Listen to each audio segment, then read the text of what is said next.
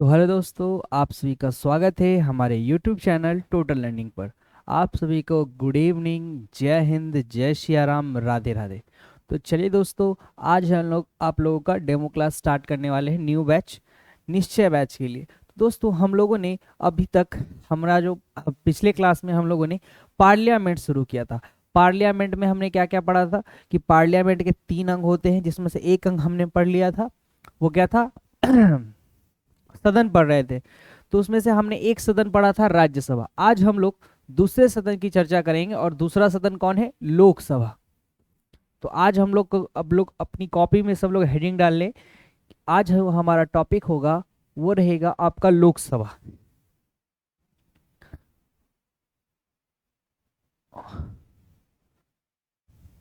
जैसे हम लोग बोलते हैं हाउस ऑफ पीपल, लोगों का सदन।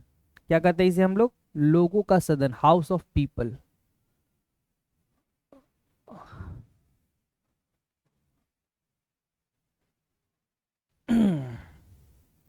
दोस्तों, आज ये हमारा टॉपिक है, लोकसभा। हम लोगों ने पिछले क्लास में थोड़ा सा देख लिया, पिछले क्लास में हमने क्या पढ़ा था दोस्तों। थोड़ा सा आप लोग याद करें कि पिछले क्लास में हम लोगों ने पार्लियामेंट पढ़ा था। पार्लियामेंट यानी कि संसद। आपको थोड़ा याद होगा, संसद के हमने बताए थे 3 अंग होते हैं। कितने अंग होते हैं? 3 अंग। एक हमने बताया था आपको राष्ट्रपति, दूसरा बताया था लोकसभा, और तीसरा बताया था हमने राज्यसभा। तो हम लोग सदन की बात कर रहे थे, किसकी? अंग तो 3 होते हैं, लेकिन सदन हमारे पास कितने हैं? 2 ही है। तो जिसमें से एक सदन हमने पढ़ लिया था, राज्यसभा, और आज हम लोग क्या पढ़ेंगे? लोकसभा। तो चलिए थोड़ी देर में हम लोग लोकसभा को शुरू करते हैं। आप सभी का स्वागत है, सभी को गुड इवनिंग। तो चलिए दोस्तों, थोड़ी देर में स्टार्ट करते हैं हम लोग। और सभी सभी बच्चे अपनी कॉपी में हेडिंग डाल ले, और सभी लोग समझ कर लिखते चले।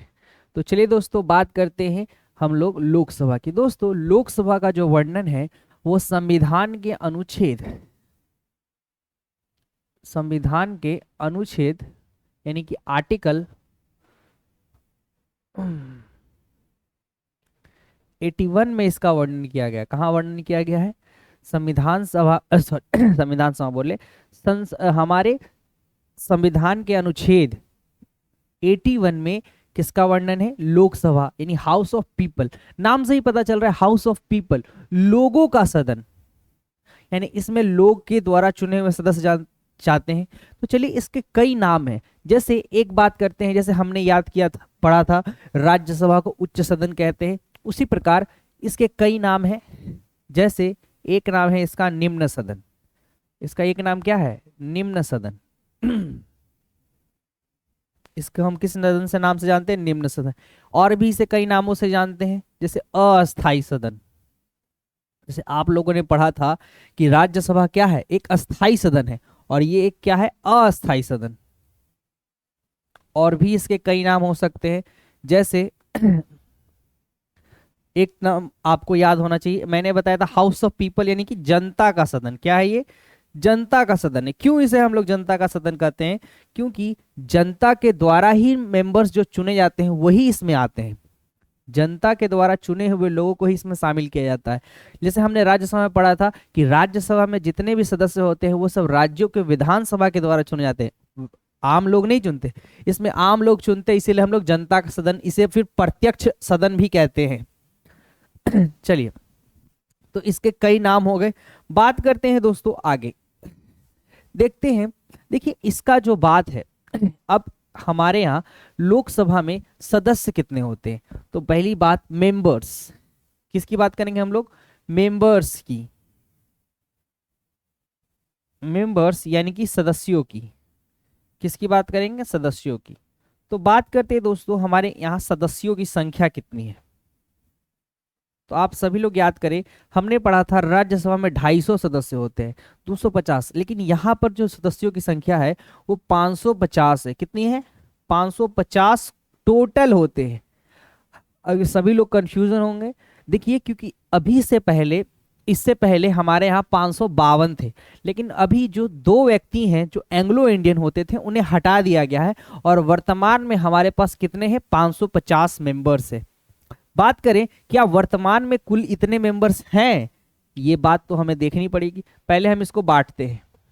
550 में से हमारे राज्यों को 530 सीटें मिली हैं। कितनी सीटें, 530 सीटें। अब आते हैं केंद्र शासित प्रदेश यानी कि यूनियन टेरिटरीज, और केंद्र शासित प्रदेशों में इन्हें 20 सीटें दी गई है। अब इसमें से वर्तमान में हमारे पास कितने हैं, यानी प्रेजेंट की बात की जाए, प्रेजेंट यानी कि वर्तमान, तो हमारे पास राज्यों में से 530 में से 530 तो है, और केंद्र शासित प्रदेश में से 20 में से 13 है। यानी बात करें कुल हमारे पास 543 अभी वर्तमान में सीटें हैं। कितनी सीटें हैं, 530 प्लस 13, 543 यानी 543। दो एंग्लो इंडियन होते थे जिससे 545 था, अब एंग्लो इंडियन क्या कर दिया गया, हटा दिया गया है, इसीलिए हमारे पास 543 सीटें वर्तमान में, क्योंकि जो दो एंग्लो इंडियन थे उन्हें हटा दिया गया है। चलिए बात करते हैं अब इन सदस्यों के बारे में। अब ये जो सदस्य हैं ये कैसे आते हैं, इनका चुनाव कैसे होता है, थोड़ी देर में इसको देखेंगे, तब तक आप लोग इसको देख लीजिए।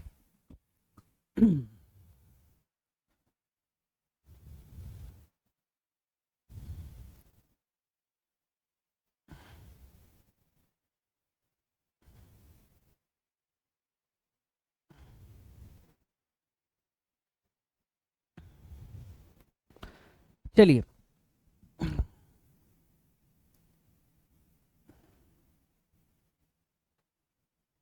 बड़े दोस्तों, चलिए तो बात करते हैं इन सदस्यों का चुनाव कैसे होता है।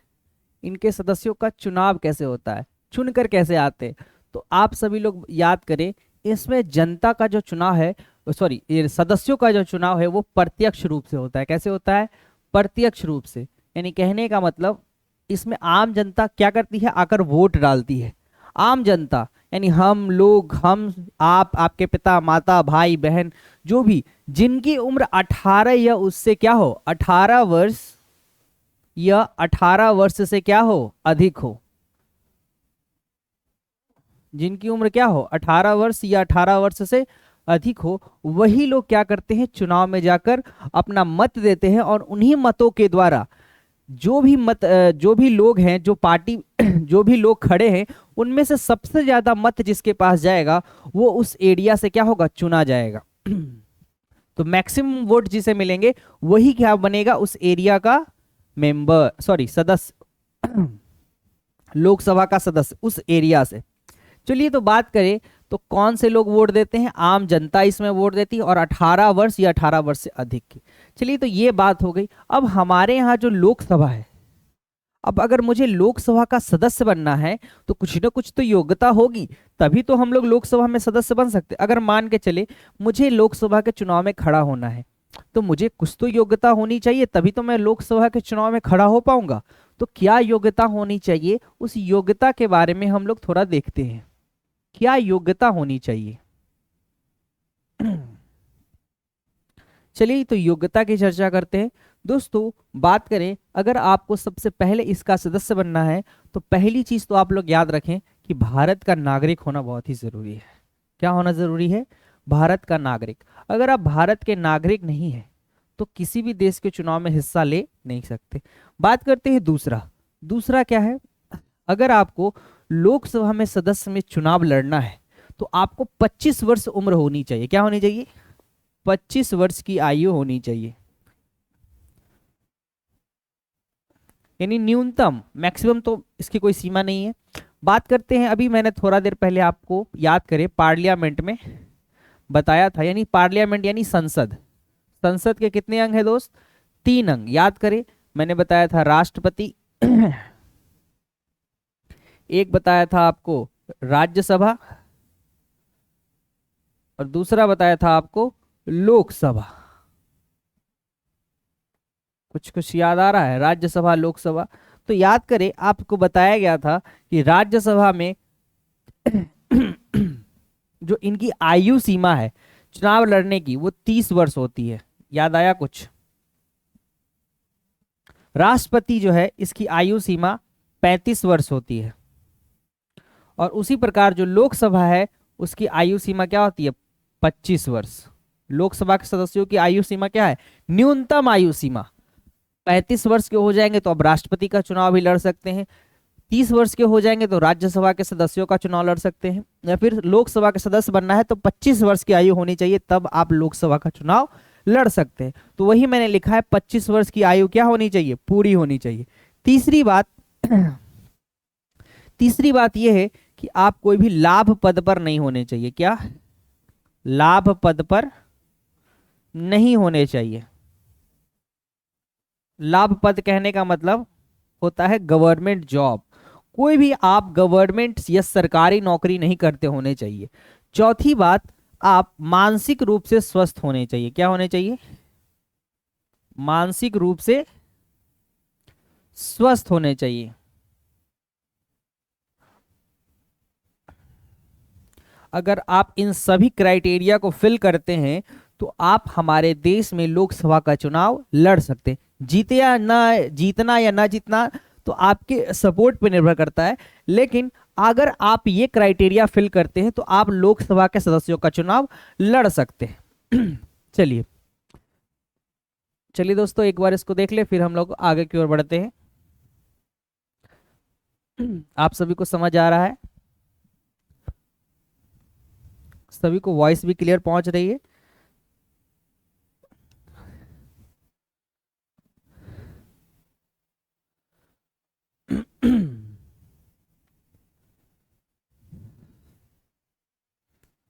चलिए दोस्तों, बात करते हैं अब इसके कार्यकाल की। आगे की ओर बात करते हैं।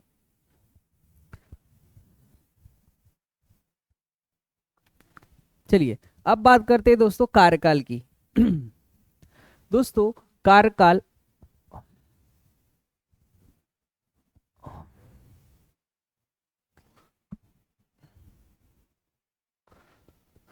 चलिए बात करते हैं कार्यकाल। तो हमारे लोकसभा के जो सदस्य हैं, ये लोकसभा जो है उसका कार्यकाल जो है वो है 5 वर्ष का। कितने हैं दोस्तों? 5 वर्ष का इसका कार्यकाल है। कार्यकाल इसका 5 वर्ष का है, लेकिन समय से पहले भी ये खत्म हो सकता है, क्योंकि आप सभी को पता होना चाहिए कि अभी थोड़ा देर पहले याद करो कि कार्यकाल 5 वर्ष का होता है। तो लोकसभा पहले भी क्या होती है? विघटित होती है। विघटित होने का मतलब समझाते हैं। विघटित होने का मतलब यह है कि अगर आपके पास बहुमत है तो आप सरकार बना सकते हैं।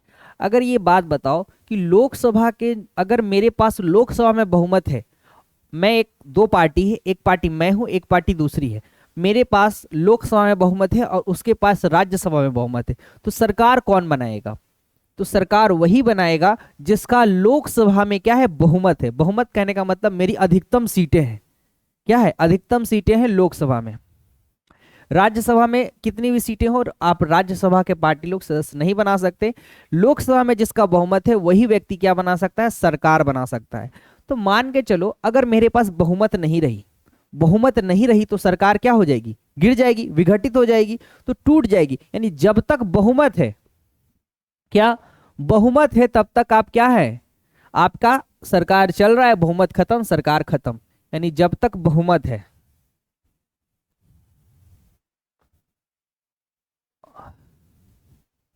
जब तक बहुमत हो, क्या हो? बहुमत हो, तब तक आपकी क्या है? सरकार है। बहुमत खत्म, सरकार खत्म। उससे पहले क्या होता है? हमारे यहाँ एक राष्ट्रपति है, आप सभी को पता है, राष्ट्रपति को लोकसभा को विघटित करने का अधिकार है। क्या है? राष्ट्रपति क्या कर सकता है? लोकसभा को विघटित कर सकता है। यह अधिकार किसके पास है? राष्ट्रपति के पास। आप जब राष्ट्रपति पढ़ेंगे तो उनके अधिकारों में पढ़ेंगे कि राष्ट्रपति के पास लोकसभा को विघटित करने का अधिकार है, और यह इस शक्ति का प्रयोग किसकी सहायता से करता है? प्रधानमंत्री की सहायता से या प्रधानमंत्री की सलाह पर। चलिए बात करते हैं, ये तो हो गए उसके कार्यकाल, यानी जब तक बहुमत हो, या मैक्सिमम 5 साल। 5 साल, 5 साल के पहले भी क्या हो सकता है? खत्म हो सकता है। क्यों? कैसे? यानी अगर आपके पास बहुमत नहीं है तो सरकार गिर जाएगी।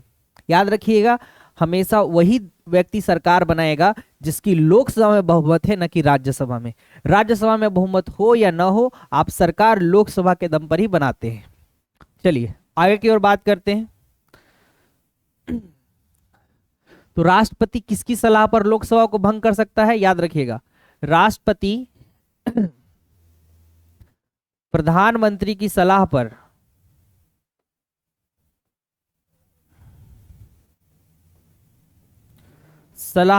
लोकसभा को भंग कर सकता है। क्या कर सकता है? लोकसभा को भंग कर सकता है।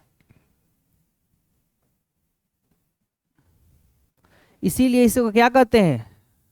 इसीलिए ये कभी भी भंग हो सकता है, इसीलिए हम लोग इसे अप्रत्यक्ष सदन कहते हैं। अभी थोड़ी देर पहले हमने देखा था अप्रत्यक्ष सदन क्यों कहते हैं, समझ में आया?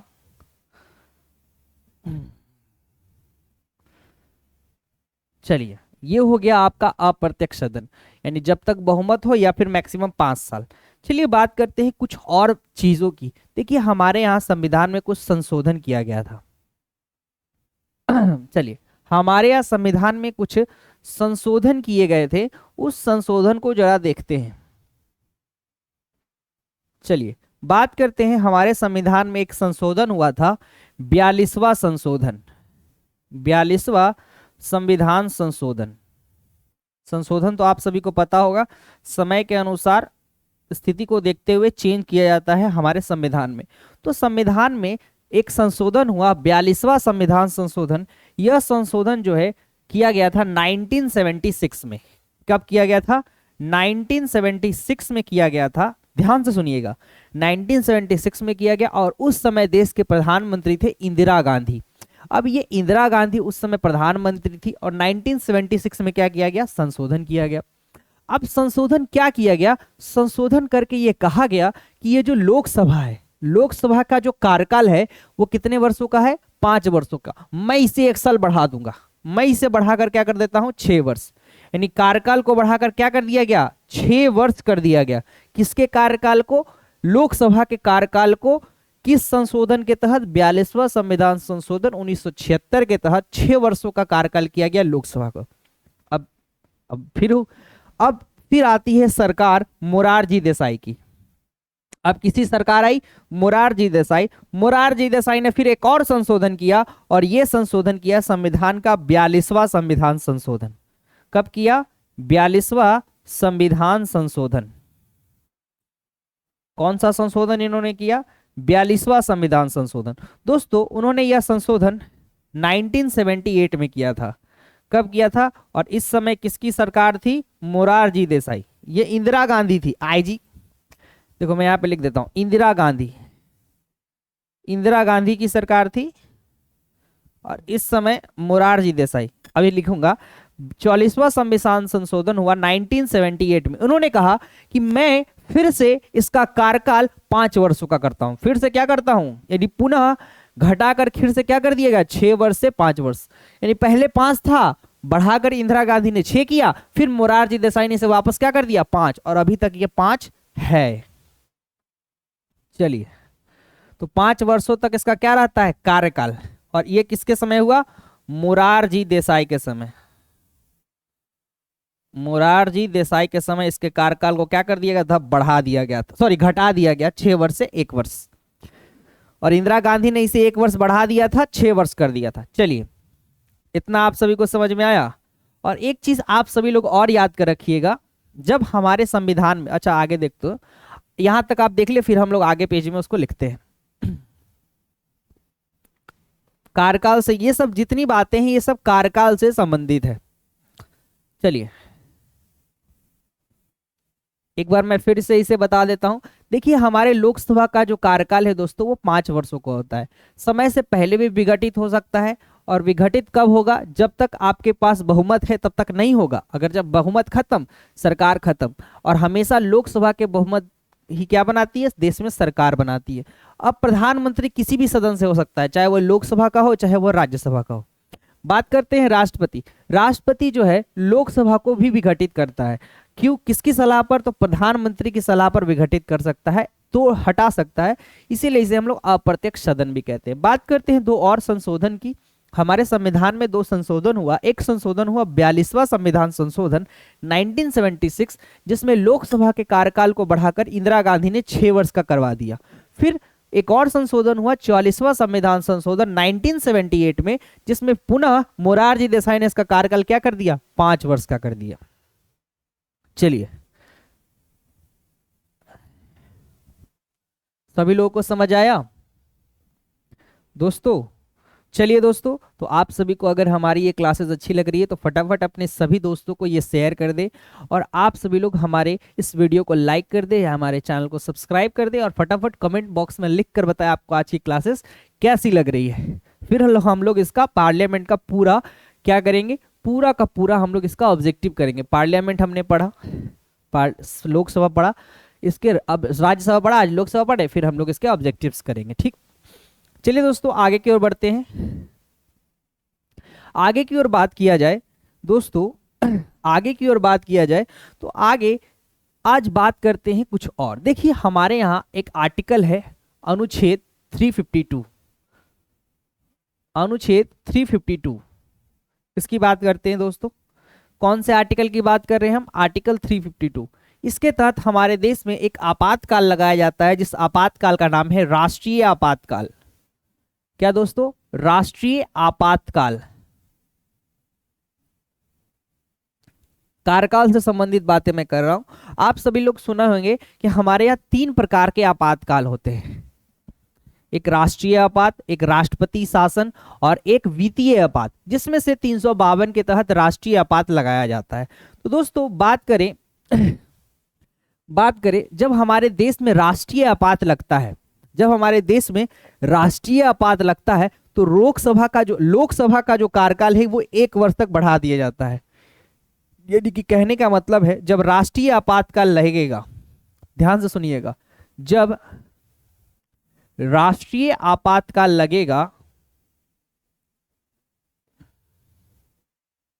लगेगा तो लोकसभा का कार्यकाल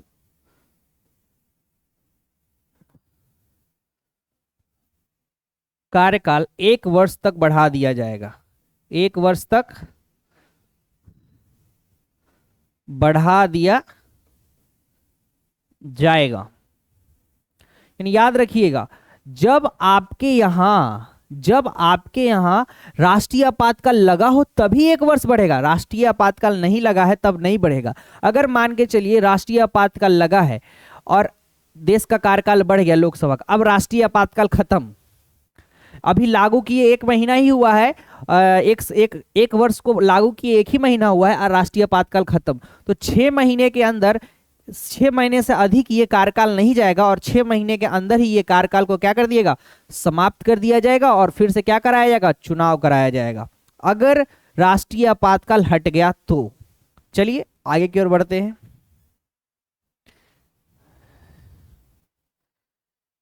और यह किस अनुच्छेद में कहा गया है, तो इसे आर्टिकल यानी अनुच्छेद, यह किस अनुच्छेद में वर्णित है दोस्तों, तो आर्टिकल 83(2) में इसको कहा गया है। कहा गया इसका वर्णन संविधान के अनुच्छेद 83(2) में कहा गया है।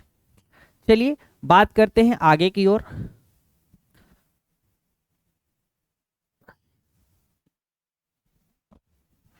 दोस्तों बात करें अनुच्छेद 93, देखिए हमारे यहाँ एक आर्टिकल है, आर्टिकल 93।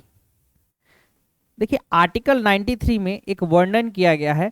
अब हम लोग बात करते हैं लोकसभा के अध्यक्ष और उपाध्यक्ष के बारे में, और इसका वर्णन कहाँ मिलता है, आर्टिकल 93 में। आप सभी को पता होगा लोकसभा में एक अध्यक्ष होता है और एक उपाध्यक्ष होता है, एक अध्यक्ष होता है और एक उपाध्यक्ष होता है। और ये जो अध्यक्ष और उपाध्यक्ष होते हैं ये कहां से चुनकर आते हैं, तो इन्हीं सदस्यों में से चुनते हैं। क्या इन्हीं सदस्यों में से क्या किया जाता है, इन्हें चुना जाता है। इन्हीं सदस्यों में से क्या किया जाता है, चुना जाता है। जब सरकार बनती है और जब लोकसभा की पहली बैठक होती है तो उसमें अध्यक्ष और उपाध्यक्ष को चुना जाता है। अध्यक्ष क्या करता है, देखो अध्यक्ष का काम क्या है दोस्तों, अध्यक्ष जो है, ये जो अध्यक्ष है ये लोकसभा का संचालन करता है। अगर अध्यक्ष नहीं है तो उसकी जगह पर उपाध्यक्ष को क्या किया जाता है, लोकसभा का संचालन करना पड़ता है, ये इसके जगह पर है। चलिए, तो अध्यक्ष का काम क्या है दोस्तों, तो लोकसभा का संचालन करना, लोकसभा का क्या करना, संचालन करना। बात करें अभी वर्तमान में हमारे अध्यक्ष कौन है, तो आप सभी को पता होगा वर्तमान में हमारे जो स्पीकर साहब हैं उनका नाम है ओम बिरला। ओम बिरला जी क्या है, वर्तमान में अभी लोकसभा के अध्यक्ष हैं। चलिए बात करते हैं दोस्तों, बात करते हैं कुछ और। मान के चलिए लोकसभा में अध्यक्ष और उपाध्यक्ष को त्यागपत्र देना है। इसके अध्यक्ष चाहे कि मुझे इस अपने पद से त्यागपत्र देना है, उपाध्यक्ष चाहे कि मुझे भी क्या देना है, त्यागपत्र देना है। तो मान के चलिए अगर अध्यक्ष को तो त्यागपत्र देना होगा, अध्यक्ष को क्या देना होगा, त्यागपत्र, तो वो किसको देगा, उपाध्यक्ष को। लेकिन अगर उपाध्यक्ष को देना होगा तो उपाध्यक्ष किसको देगा, अध्यक्ष को त्यागपत्र। जैसे हमने पढ़ा था, जैसे हमने सुना है कि राष्ट्रपति उपराष्ट्रपति को त्यागपत्र देते हैं और उस उपराष्ट्रपति अपना त्यागपत्र राष्ट्रपति को सौंपते हैं, यानी एक दूसरे को देते हैं। उसी प्रकार लोकसभा के अध्यक्ष और उपाध्यक्ष एक दूसरे को क्या देते हैं, त्यागपत्र देते हैं। चलिए, ये हो गया आपका पूरा का पूरा लोकसभा। आप सभी लोग याद रखिएगा कि लोकसभा, एकदम याद रखिएगा, सरकार उसी की बनेगी जिसके बहुमत कहाँ है, लोकसभा में। चलिए, तो आज हमने पूरी की पूरी लोकसभा डिस्कस की। अब बात करें इसकी कुछ सीटों की। आप सभी लोग याद रखिएगा, जैसे हमारा बिहार है, हम लोग बिहार से बिलोंग करते हैं, तो हमारे बिहार में कुल 40 लोकसभा सीटें हैं। कितनी सीटें हैं, 40। राज्यसभा की 16 सीटें ही आपको याद रखना। जैसे यूपी की बात करें, उत्तर प्रदेश की जनसंख्या सबसे अधिक है, तो बताओ इसकी सीटें कितनी हैं, तो इसकी 80 सीटें हैं। कितनी सीटें हैं, 80 सीटें। अब बात करते हैं जैसे महाराष्ट्र में भी जनसंख्या बहुत है, तो महाराष्ट्र की जो सीटें हैं वो 48 है। महाराष्ट्र की सीटें कितनी है, 48। 48 सीटें महाराष्ट्र की है। बात करते हैं वेस्ट बंगाल, इसमें कितनी है, वेस्ट बंगाल की सीटें जो हैं वो 42 हैं। और बात करें जैसे सबसे कम कौन सी सीटें जो है सबसे कम किसी राज्य को मिली है, तो सबसे कम सिक्किम को मात्र 1 लोकसभा सीट मिली है, मात्र 1। और केंद्र शासित प्रदेश में अगर किसी के पास सबसे ज्यादा सीटें हैं तो वो है दिल्ली के पास। कितनी है, 7 लोकसभा सीटें दिल्ली को मिली है, सबसे ज्यादा। चलिए, लोकसभा केंद्र शासित प्रदेश की हम बात कर रहे हैं। चलिए बात करते हैं, ये हो गया आपका पूरा का पूरा लोकसभा यहां पर समाप्त। तो हमने लोकसभा में, संसद में लोकसभा और राज्यसभा दोनों पढ़ लिया। अब हम लोग क्या करेंगे इन सभी का ऑब्जेक्टिव्स कर लेंगे। तो दोस्तों, अगर आपको ये हमारा क्लास अच्छा लगा है तो आप लोग फटाफट अपने दोस्तों को ये क्लास को शेयर कर दें, हमारे इस वीडियो को लाइक करें, हमारे चैनल को सब्सक्राइब करें और फटाफट ये अपने सभी दोस्तों को, जो लोग आपके फ्रेंड्स हैं, जो जिस चीज़ की तैयारी कर रहे हैं पैरामेडिकल की, उन सभी को शेयर कर दें। और आप सभी के लिए एक जानकारी है, हमारे पूरे टीम के द्वारा पैरामेडिकल 2024 के लिए एक न्यू बैच लाया गया है निश्चय बैच, जिसकी क्लासेस अब शुरू हो गई है और एडमिशन भी इसका भी चल रहा है। थोड़ी देर में इसकी एडमिशन में क्या हो जाएगी, क्लोज हो जाएगी। तो आप सभी को अगर पैरामेडिकल 2024 की तैयारी करनी है तो आप लोग हमारे साथ जुड़े, और हमारे साथ आपको कंटेंट जो है पता चल गया होगा कि यूट्यूब पे कैसे पढ़ाया जा रहा है। तो फटाफट हमारे साथ जुड़िए निश्चय बैच पैरामेडिकल 2024 की तैयारी के लिए। अगर आपको हमारा बैच ज्वाइन करना है तो आप लोग हमारे एप्लीकेशन को डाउनलोड कर लिए, टोटल लर्निंग ऐप, या फिर आपको ऑफिशियल नंबर दिख रहा होगा उस पर कॉल करें, आपको इसकी जानकारी मिल जाएगी। चलिए दोस्तों, आप सभी को धन्यवाद, शुक्रिया। फटाफट आप सभी लोग जाकर पैरामेडिकल बोल रहे हैं, पार्लियामेंट को पूरी तरह से रिवाइज कर ले। फिर हम लोग अगले क्लास में इस टॉपिक का ऑब्जेक्टिव्स करेंगे जो हम लोगों ने तीनों पढ़ा है। चलिए दोस्तों, आप सभी को धन्यवाद, शुक्रिया। जय हिंद, जय भारत, जय श्री राम, राधे राधे। मिलते हैं आप सभी से अगले क्लास में।